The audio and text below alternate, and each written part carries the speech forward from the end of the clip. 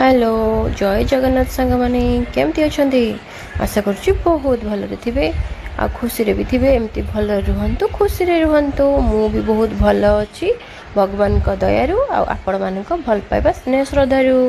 तो मु मार्केट रु छतु आनिथिली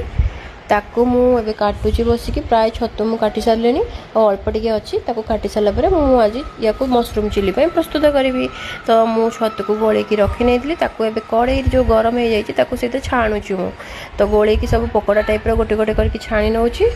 तो याकू छाणी नबा भल भाबरे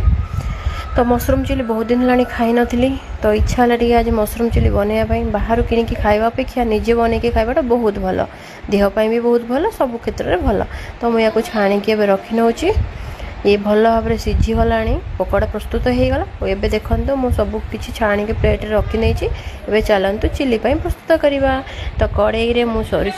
माने रिफाइन तेल पके देइतिली से गरम हो गला परे चुन चुन करके अदा काटितिली और रसुन लंका से भी चुन चुन करके काटितिली ताकू भी पके देकी भाजी देला परे एबे मु प्याज को भी पके की भाजी नउची ताकू अल्प टाइम भल भाव में मिक्स करके भाजी नबा